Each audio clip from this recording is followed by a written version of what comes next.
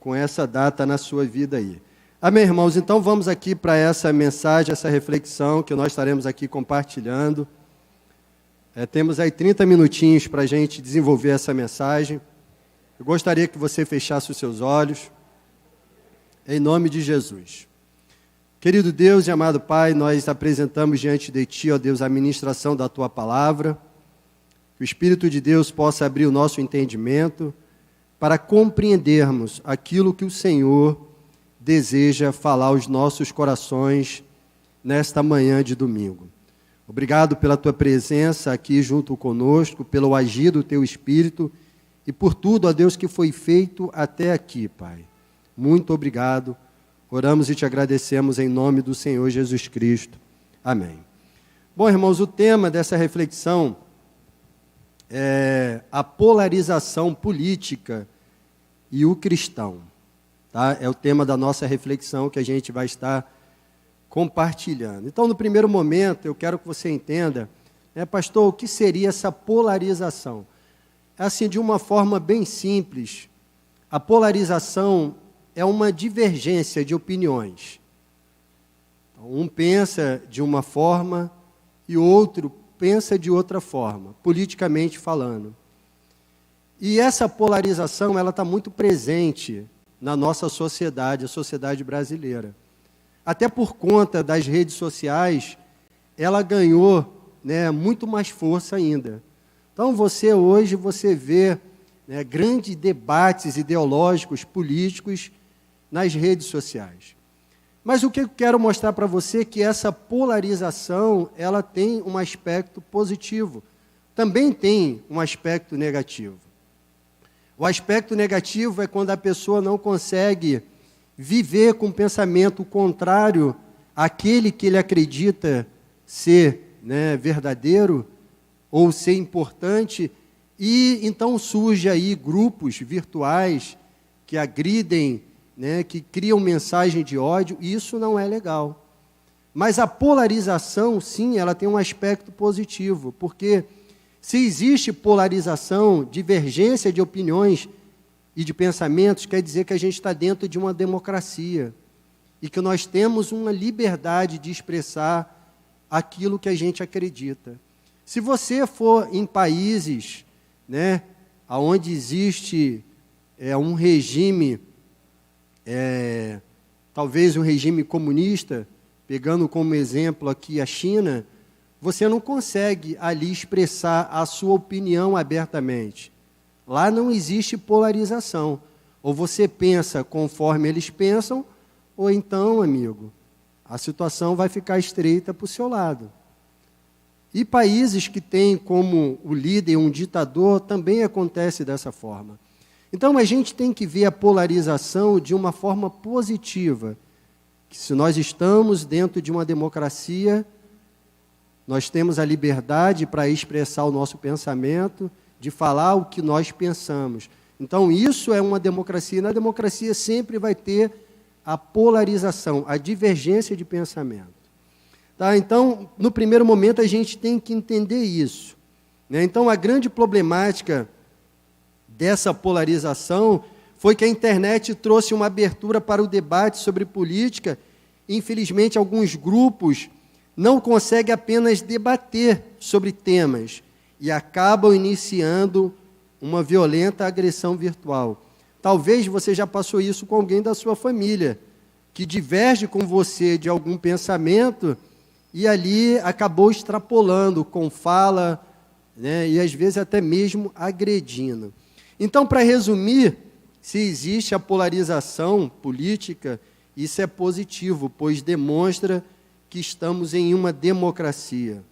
E aí vem a pergunta, como cristão, como nós podemos agir e proceder diante da polarização que nós vemos acontecendo no nosso país nesses últimos dias? Você está vendo e você sabe que hoje o debate político ele está presente em todos os locais e existe uma polarização muito grande. Então, o objetivo dessa mensagem não é partidarizar a igreja. Tá? A minha opinião política ficou lá fora. O objetivo dessa mensagem é trazer uma consciência sobre como um cristão deve agir diante dessa polarização e como nós devemos pensar a respeito da política. Pastor, só me desculpa, mas igreja não é lugar de política. Talvez você pense assim. Quem pensa assim? Pode levantar a mão. É democracia, pode se expressar. Isso aí, tem algumas pessoas que pensam que igreja não é lugar de política. Eu concordo com você em alguns aspectos. A igreja, ela não é lugar de política quando o pastor tem como intuito partidarizar a igreja, direcionar os seus fiéis, igual acontece em muitas instituições onde o pastor diz qual o candidato e o número que os membros têm que votar. E isso é errado. Agora, trazer consciência política para a igreja, isso não é errado. E é o que nós devemos fazer. Porque a política está envolvida em todas as áreas da nossa vida. Todas as áreas da nossa vida. Inclusive, você vai encontrar a respeito de política na Bíblia. E Deus usou a política, muitas das vezes, para trazer um livramento sobre a vida dos seus filhos. Muitos homens de Deus usaram da política para trazer recursos para o povo de Deus, e eu vou estar mostrando isso para você.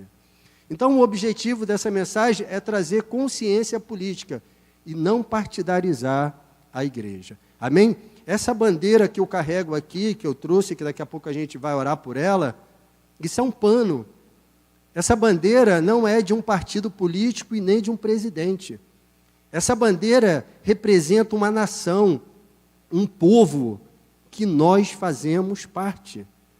Então, a política está presente em todos os momentos da nossa vida. Pastor, você pode dar exemplo? Posso dar muitos exemplos para você. Vou começando dando exemplo quando Deus tirou o povo do Egito. Quando Deus tirou o povo do Egito, quem passou a ser o governo daquele povo? Deus. Teocracia. Deus no governo do povo. Então, no primeiro momento, a gente vai ver que quando o povo saiu do Egito, era Deus que direcionava o povo. Existiam juízes, sacerdotes, mas era Deus que dava a direção para o seu povo. Logo depois a gente vê essa teocracia mudar para a monarquia, quando Saul é o primeiro rei escolhido. Mas mesmo assim, Deus continua inserido naquele sistema político, porque existiam os profetas que direcionavam o rei. Existiam profetas que falavam com o rei e davam direção do que deveria ser feito ou não. Então, no primeiro momento, você vai ver que a política esteve presente nessa passagem bíblica que eu falei para você. Deus no governo, depois a monarquia, e Deus, mesmo assim, usava os profetas para direcionar o governo daquele povo. Quando o povo saiu do Egito, o próprio homem que foi escolhido como libertador do Egito, ele tinha um cargo político. Moisés era um príncipe no Egito. Ele conhecia as leis egípcias, ele conhecia os costumes, ele conhecia a facilidade de se chegar até o faraó.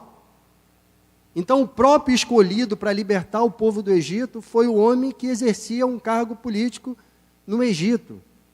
Não estava mais de uma forma ativa, porque já estava distante daquela terra, mas ele sabia os caminhos para chegar até o faraó. Ele conhecia a política do Egito. Primeiro momento, você vai ver isso. Existem outros exemplos que eu posso dar para você, quando a terra, naquele momento histórico, começou a passar por uma grande fome, o que Deus fez? Deus levantou José como governador do Egito, para beneficiar o seu povo, que estava ali correndo um sério risco de morrer de fome, por causa da escassez que houve na terra durante 7 anos. Então Deus levanta José como governador, o segundo homem do Egito. Você consegue também ver a política inserida nesse contexto? O próprio cargo dele, governador. Exemplos, eu vou ler para você essa passagem bíblica, Gênesis 41, do versos 41 ao 43. Diz o seguinte, Gênesis 41, do 41 ao 43, diz o seguinte: E Faraó prosseguiu: Entrego a você, José, o comando de toda a terra do Egito. Em seguida, o Faraó tirou do dedo o seu anel selo e colocou no dedo de José. Mandou-o vestir linho fino e colocou uma corrente de ouro em seu pescoço. Também o fez subir em sua segunda carruagem real. E à frente os arautos ia gritando: Abram caminho. Assim José foi posto no comando de toda a terra do Egito. Você consegue ver a política inserida nesse contexto? Deus usando da política para livrar o seu povo. Pastor, você pode dar mais exemplos? Vou dar exemplos. Para você entender que Deus utiliza da política para cuidar do seu povo. Como Deus também usa da política para nos livrar de determinadas situações. Outro exemplo que eu poderia dar para vocês é o exemplo de Neemias. Neemias, ele era o copeiro de Artaxerxes, rei dos Medos e Persas. Jerusalém tinha sido destruído pela Babilônia. O povo estava completamente destruído emocionalmente, fisicamente. O povo estava abalado. E Deus novamente utiliza da política para trazer restauração para o seu povo. Deus levanta Neemias como governador de Jerusalém. E ele então traz benefícios para o povo de Deus e reconstrói Jerusalém. E Neemias 3,14 fala sobre isso. Não precisa abrir, você anota aí para a gente ganhar tempo. Neemias 3,14 diz o seguinte, e Neemias, ele foi um cara excepcional. Olha só o que ele diz no livro de Neemias 3,14. Também, desde o dia em que me mandou que eu fosse o seu governador na terra de Judá, desde o ano 20 até o ano 32 do rei Artaxerxes, 12 anos, nem eu, nem meus irmãos comemos o pão do governador. Mas os primeiros governadores que foram antes de mim oprimiram o povo e tomaram-lhe o pão e o vinho. Além disso, 40 ciclos de prata, como também os seus servos dominavam sobre o povo. O que Neemias está falando aqui? Ele fala sobre duas coisas. Que a mão de Deus permitiu que o rei do Medos e Persas colocasse ele como governador de Jerusalém, aonde ele reconstruiu as muralhas, aonde ele trouxe provisão, segurança para o povo que estava completamente destruída, mas ele dá um exemplo. Ele diz, no período de 12 anos, aproximadamente, que eu fui governador de Jerusalém, eu não comi do pão do governador. Quer dizer, eu não aproveitei do povo para me enriquecer. Eu não aproveitei do povo para me beneficiar, conforme fizeram os outros governadores. Então, o objetivo dele não era usar o povo, mas servir o povo. E esse deveria ser o objetivo de todo político, de todo líder religioso, de toda pessoa que exerce uma autoridade aqui na terra. Não se servir do povo, mas servir ao povo. E é diferente. Então, novamente, nós vemos aqui em Neemias, Deus permitindo, Deus levantando o homem como governador usando da política para trazer benefício para o seu povo, a restauração do seu povo. Outro exemplo que eu gostaria de dar para vocês, e vou ficar só nesses 5, mas eu poderia dar aqui dezenas e dezenas de exemplos para vocês. Foi de Paulo. Paulo, quando ele foi preso em Jerusalém pelos judeus, Paulo, ele era cidadão romano. E como cidadão romano, para ele não sofrer na mão daquele povo, o que ele fez? Ele foi lá e apresentou o seu título de cidadão romano. Ele falou, opa, eu sou cidadão romano, vocês não podem tocar em mim, não. O que ele fez? Cidadania, naturalização, o que é isso? Política. Paulo usou da política para se livrar da morte. Leia comigo aí, fazendo um favor, em Atos 22, 22. Abra para mim aí. Ainda temos tempo suficiente, então posso fazer essa leitura bíblica aqui. O tema da mensagem é a polarização política e o cristão. Então, nesse momento, eu estou mostrando para você que a política também está inserida no contexto bíblico e que nós, como servos de Deus, não podemos fugir desse debate. O objetivo não é partidarizar a igreja, até porque se eu quisesse fazer isso, eu estaria dando essa mensagem um dia antes das eleições ou uma semana antes das eleições. E as eleições só acontecem em 2022 se a gente chegar lá.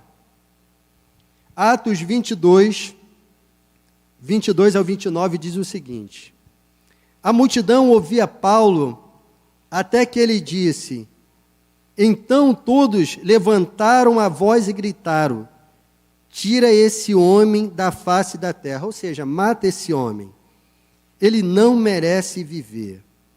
Estando eles gritando, tirando suas capas e lançando poeira para o ar, o comandante ordenou que Paulo fosse levado à fortaleza e fosse açoitado e interrogado, para saber por que o povo gritava daquela forma com ele.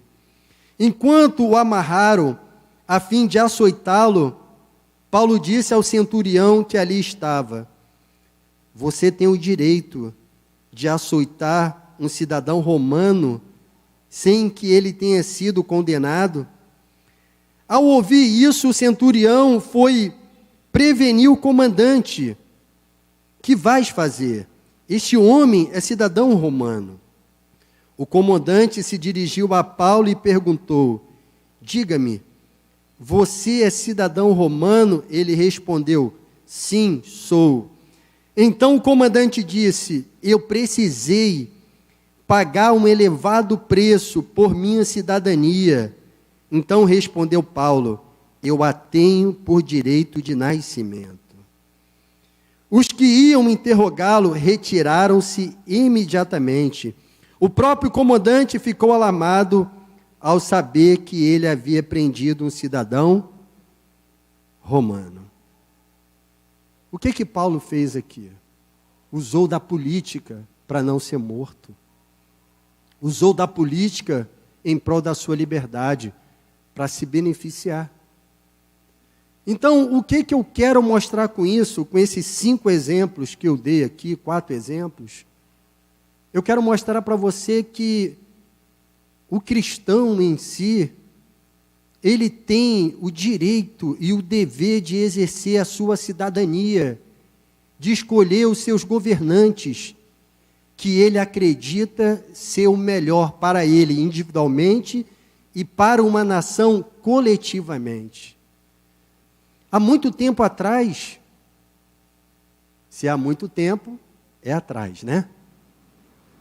Há muito tempo, a Igreja Adventista do Sétimo Dia, nos Estados Unidos, que lá o voto era facultativo, ainda é facultativo, a igreja não se envolvia com a política.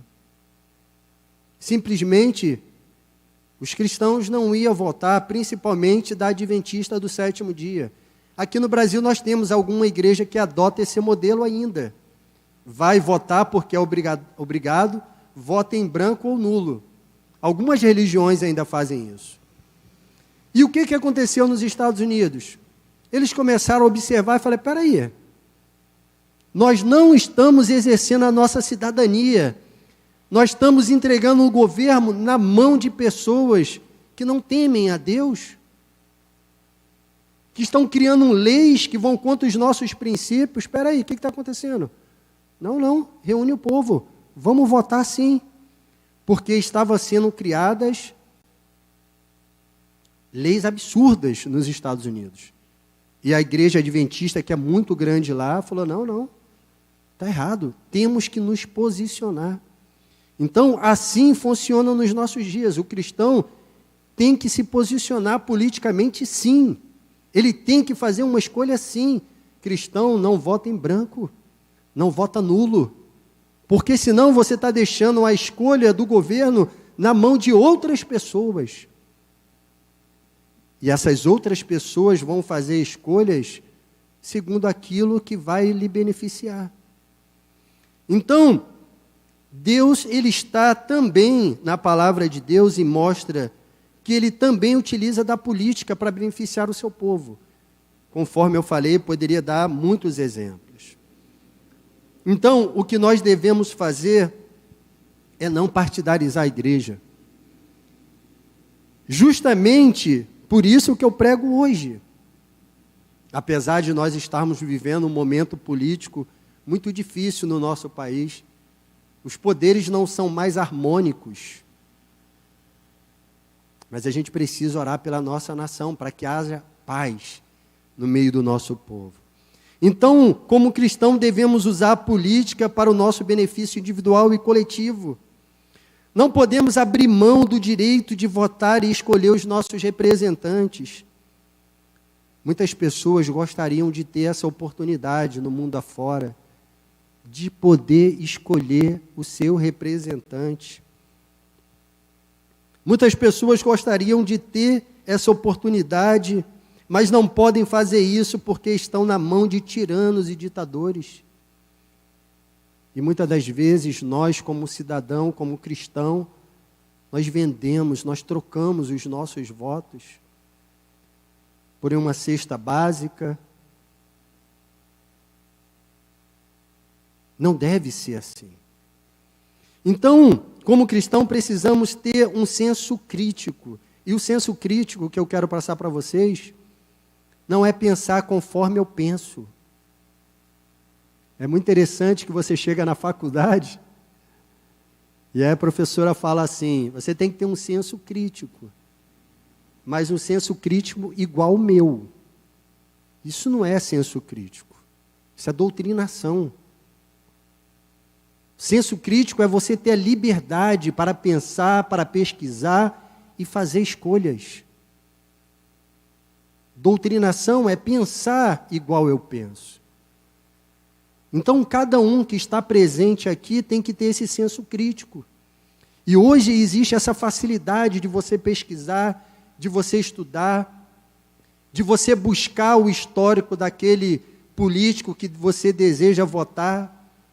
Hoje nós temos toda essa facilidade que nós não tínhamos antigamente. Então você não tem que pensar igual o pastor Edenilson, igual o pastor Jorge, igual o pastor Renê, igual o pastor Marvel, igual os seus líderes. Você tem que ter um senso crítico de pesquisar, de estudar, de ver o melhor para você e para o coletivo, para a sua família, para a igreja de Cristo. Ter senso crítico é não acreditar nas coisas que você vê na televisão. Quando a mídia é bem paga, até o céu fica mais azul, irmãos. Senso crítico. Então, pastor, como você faz para escolher os seus governantes? Como eu penso? Eu vou apresentar a minha forma de pensar, mas é você que tem que fazer as suas escolhas. Primeiro, irmãos, desde que eu me converti, eu trabalho com dependente químico. desde o dia que eu me converti. Levo para casa de recuperação, acompanho família. Muitas e muitas pessoas. Deus permitiu entrar na minha vida para me ajudar dessa forma. Mas eu posso contar nos dedos da minha mão direita quantos eu vi se recuperado. Então, como cristão, eu não posso votar em um partido que tem como ideologia a legalização das drogas. É o primeiro ponto. Porque eu sei a desgraça que isso faz. Você que mora aqui nesse bairro, você sabe a desgraça que isso tem feito no nosso bairro. É o primeiro ponto. Como cristão, eu não posso orar pela família, pela restauração da família, e votar em um partido ou em um político que deseja destruir ou que verbaliza o desejo de destruir a família tradicional, que eu acredito.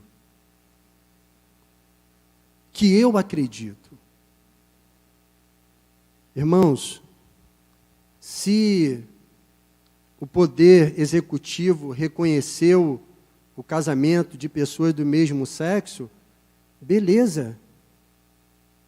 É um direito deles. Eu acho que até é viável, porque se convivem junto, um faleceu, por que não pegar a pensão e dar para aquela outra pessoa que ficou? Beleza, tudo bem. Agora, não tente impor isso sobre a minha vida. Não é questão de aceitação, não. Não tente impor isso sobre a minha vida, dizendo que eu sou obrigado, como pastor, a celebrar um casamento. Por que muitas igrejas pararam de fazer casamento comunitário? Porque poderia simplesmente botar ali na porta da igreja casamento comunitário e chegar um casal aqui de homossexuais e falar, eu quero me casar. O que eu faria como pastor? Eu poderia impedir essas pessoas? Como eu seria visto na sociedade? Eu seria acionado na justiça? Pastor Jorge Linhares, uma pessoa conhecida em todo o Brasil, está sendo processado porque falou que homem é homem, menino é menino e menina é menina, e mulher é mulher. Está respondendo processo em Minas Gerais. Por isso que muitas igrejas se privaram de fazer casamento comunitário. Então você vê como a questão para nós pastores está ficando difícil a cada dia que passa? Então, assim, de coração, eu não voto em pessoas que defendem esse tipo de ideologia. Não tenho preconceito, não tenho discriminação, tenho amigos homossexuais, lésbicas, respeito, trato com carinho, trato com respeito. Eles me respeitam, sabendo que eu sou uma pessoa religiosa. Então, isso é importantíssimo, saber respeitar o próximo e respeitar a sua escolha. Mas de me obrigar, não. Eu sou livre. Eu sou livre. Então, não posso, e é assim que eu penso. Então, eu não posso orar pela expansão do Evangelho e votar em um partido que não acredita em Deus. Um partido que se declara ateu. Ou políticos se declaram não acreditar em Deus. O que esses homens vão votar lá no Congresso Nacional? Se eles não acreditam no temor a Deus, se eles querem tirar Deus até mesmo da nota do real. Claro que o Estado é laico, o Estado não tem religião, mas com Deus na nota já está difícil, tirando Deus, então como vai ficar essa economia? Deus seja louvado.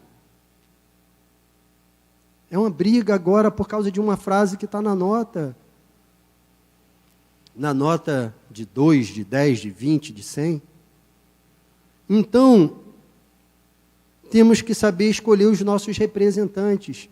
Eu acredito que o Congresso Nacional não é local de pastores, porque pastor foi escolhido para cuidar de vidas. E se você não cuida de vida, você só tem um título. Você só tem um título: cuidar de vidas. E principalmente daquelas que estão feridas, mutiladas, aquelas que estão, sofridas nesse mundo que é muito difícil que a gente vive. Então, nós precisamos eleger pessoas que têm esse ideal. Pessoas que acreditam num Deus que eu acredito. Porque senão qual o futuro da igreja nessa nação? Existem países, irmãos, que a igreja não tem mais essa liberdade. Na China, Venezuela, e são países onde tem ditadores no comando disso. Na China até tem igreja sim, mas os cultos são filmados e os ministros são escolhidos pelo Estado. Será que é isso que eu quero para os meus netos? Para os meus bisnetos? Então, uma igreja tem que ter consciência política, saber escolher os seus governantes.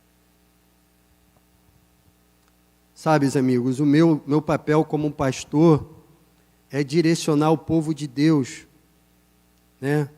O povo que Deus colocou nas nossas vidas, para que você possa fazer escolhas coerentes, certas. E não trocar o seu voto por uma cesta básica, ou trocar o seu voto porque alguém lhe pediu que votasse A, B ou C. O partido, o candidato, quem vai escolher é você. Nas eleições para prefeito que nós tivemos agora, uma irmã: pastor, é pecado votar no PT? Eu falei: não, filha. Vá lá e vê a proposta do que esse rapaz tem, vê se essa proposta de governo condiz com a sua vida como cristão. Condiz, seja livre para votar em quem você deseja, mas tenha uma consciência cristã ao escolher os seus políticos. Eu não posso votar em um partido que diz que o objetivo dele é acabar com o fundamentalismo judaico-cristão. Minha fé. Não tem como. Não vou falar nome aqui de deputados, mas se você procurar na internet, você vai ver diversos deputados federais falando isso. Tem um ex-BBB aí que essa fala era reproduzida por ele 24 horas por dia. Temos que acabar com o fundamentalismo judaico-cristão na sociedade brasileira. Pesquise lá. O que é acabar com o fundamentalismo judaico-cristão? Os princípios de Deus. Os princípios de Deus. Então, toda vez que você for exercer a sua cidadania, lembre-se dos princípios bíblicos. Sabe, irmãos, eu não sou a favor do aborto, mas também não sou a favor da pena de morte. Porque para mim, quem deu a vida é Deus e cabe a Ele tirar. É Ele que deu e cabe a Ele tirar. Por conta das vezes eu vejo homens de Deus reproduzindo esse discurso. Tem que pegar e matar. Não tem que prender, cometeu um ilícito penal, tem que prender e a pessoa responder pelo crime. Agora, se houver uma agressão contra a autoridade pública, um policial, aí fica inevitável às vezes. Aí acaba se retirando uma vida do policial ou do bandido. Acontece. Mas agir dessa forma, defender a pena de morte também não. Então, exercer a nossa cidadania com senso crítico e consciência. Com senso crítico e consciência. Não acreditar em tudo que se fala, Fake news é o que mais existe hoje. E quando se fala, então, nos momentos de política, é o que mais surge. Então, hoje você pode pesquisar, hoje você pode fazer escolhas coerentes, hoje você pode escolher o seu candidato A, B, C, D, e procurar saber o histórico desse homem. É envolvido em corrupção, é envolvido em fraudes. Sai fora disso, irmãos. Porque o maior problema dessa nação, que é representada por essa bandeira aqui, é a corrupção. O nosso povo é um povo guerreiro. A nossa terra é abençoada. Se eu pegar um copinho de areia, jogar aqui no chão, nesse cimento, e botar uma espiga de milho e esperar 2, 3, 4 dias, vai nascer. Não vai produzir frutos porque não vai ter base concreto ali, mas vai nascer. Então, a conclusão dessa mensagem, que já deu o meu horário, ainda tenho 10 minutos. Precisamos ter consciência política, não deixar decisões importantes dessa nação e o futuro dos nossos filhos na mão de outros. O futuro dessa nação está nas mãos de cada um de nós, através de um voto consciente. De um voto consciente. Precisamos orar pelo nosso povo. Precisamos orar pelos nossos governantes. Quem estiver lá. Quem estiver lá. O que acontece lá reflete aqui, no pobre, no humilde. Reflete aqui na nossa vida. Se coisas boas acontecer lá em cima, coisas boas vão chegar em nós. Se coisas ruins acontecerem lá em cima, coisas ruins vão chegar aqui em nós. Não precisamos orar pelos nossos governantes, independentemente de quem estiver lá. Precisamos tirar do Congresso Nacional os corruptos, mas não é na bala, não é na marra. Isso nós fazemos através do voto. Do voto.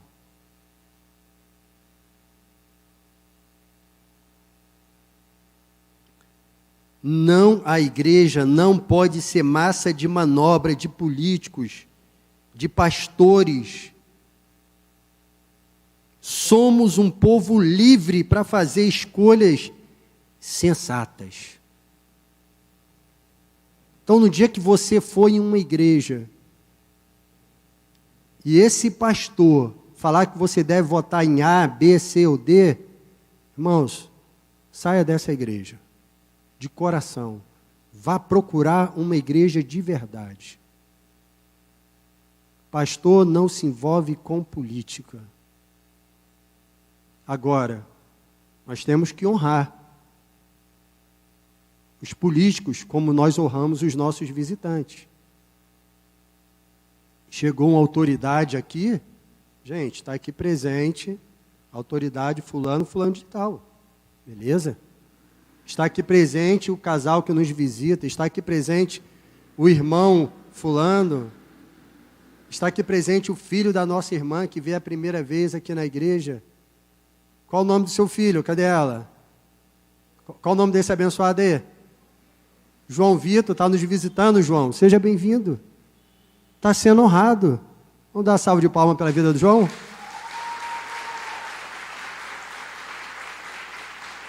Agora, dizer que você tem que fazer isso, aquilo, sai fora disso. Não podemos ser massa de manobra na mão de políticos, de pastores também. Somos livres para pensar e fazer escolhas sensatas. Alguns dias eu preguei aqui sobre a igreja de Bereia. Sabe qual era o benefício da igreja de Bereia? Eles investigavam aquilo que era pregado. Eles investigavam aquilo que Paulo e seus amigos falavam. E o grande problema que a gente vê hoje acontecendo no país, que a nossa crise não é só política, é também religiosa também, é que o povo acredita em sombras, o povo acredita em uma águazinha que pode te curar, O povo acredita na gruta dos milagres porque não tem senso crítico, não investiga a palavra, não investiga a verdade.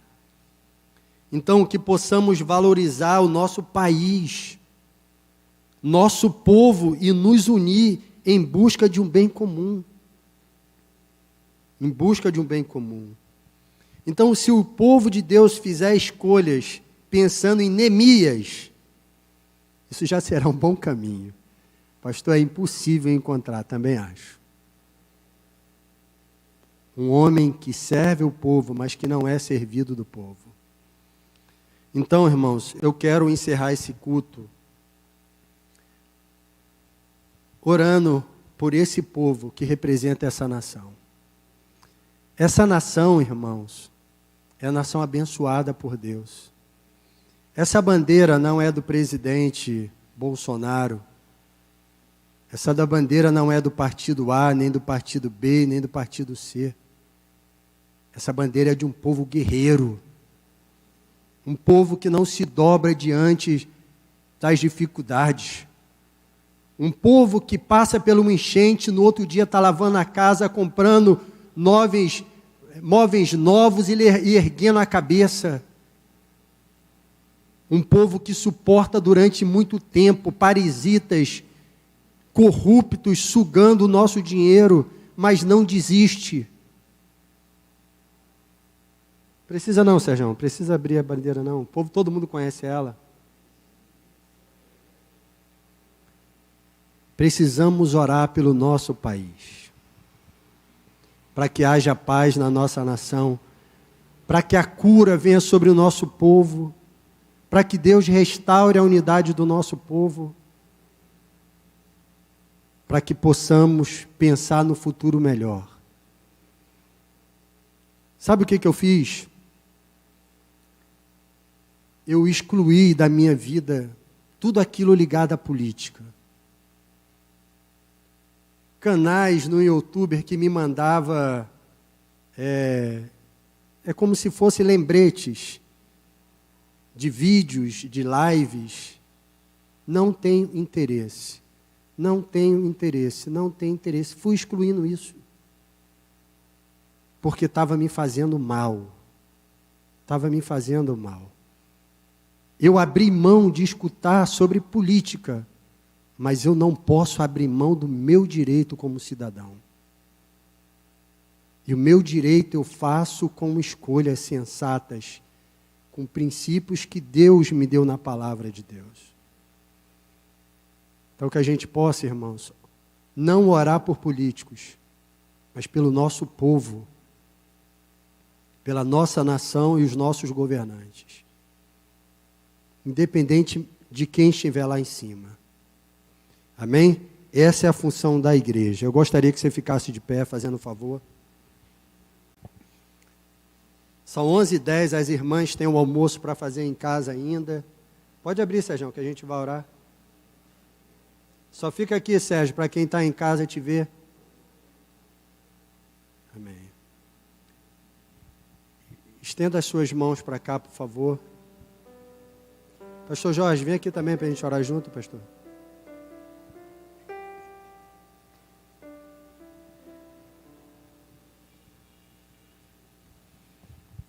Feche os seus olhos, irmãos.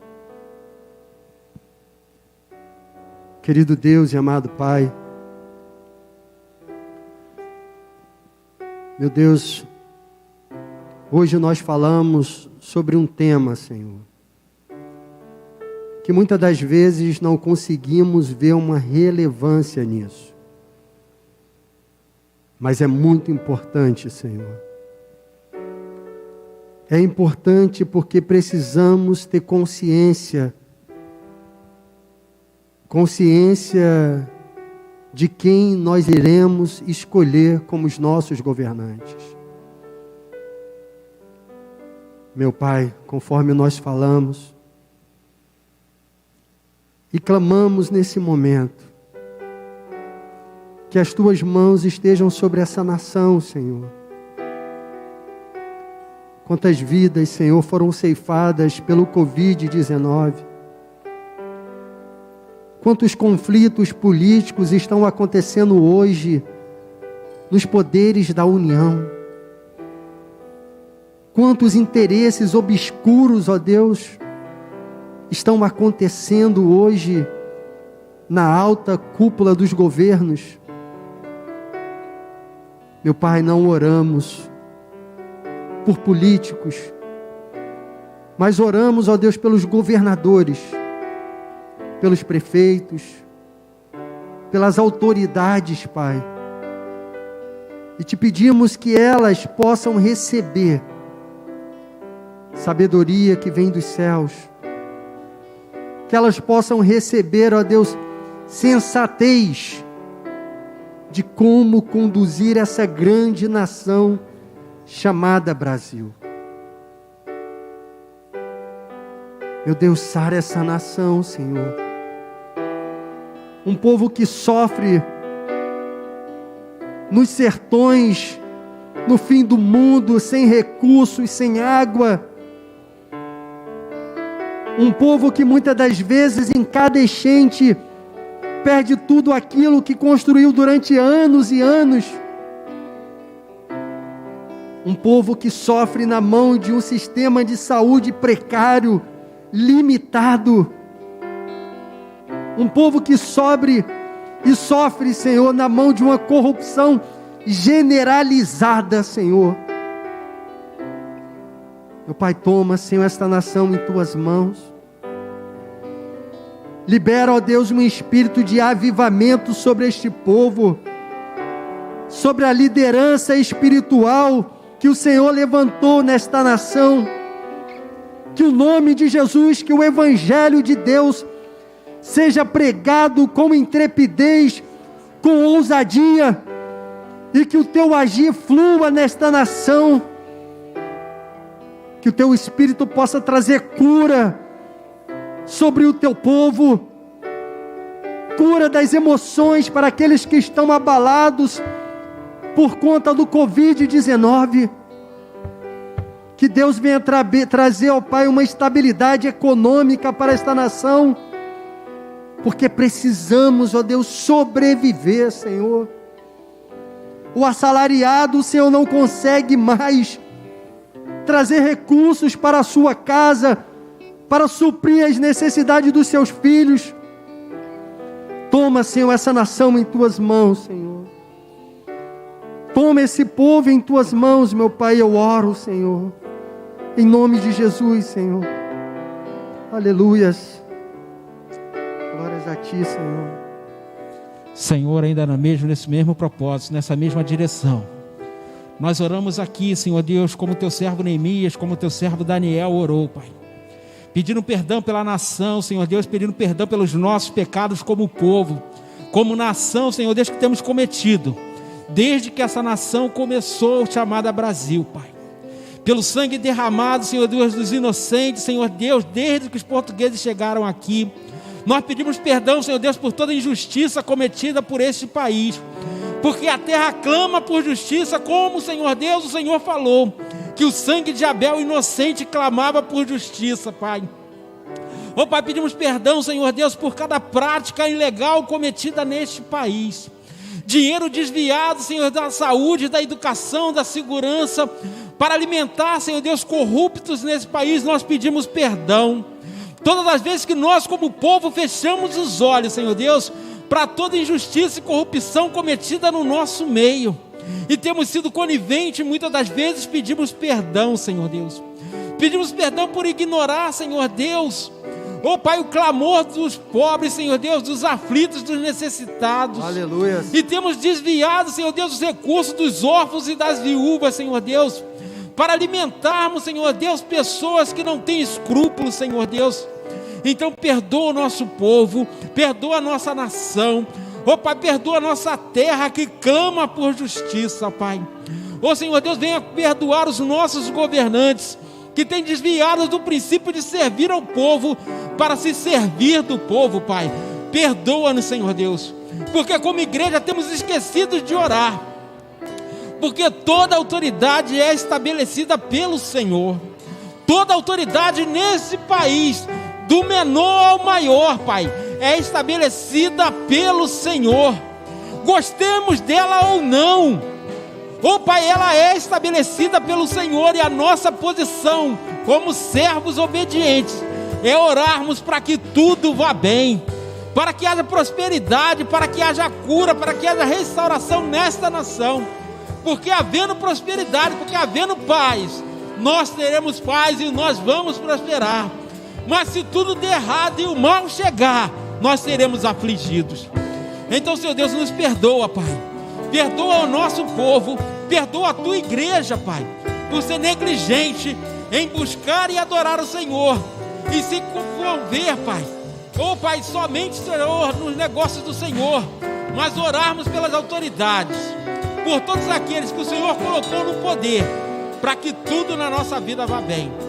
Perdoa o nosso povo, perdoa a nossa nação, sara o nosso povo e sara esta nação, Pai. Aleluia. Nós clamamos pelo teu favor, e que o sangue de Cristo nos purifique de todo pecado, em nome de Jesus. Amém e amém, meu Pai. Vamos cantar esse louvor para a gente encerrar.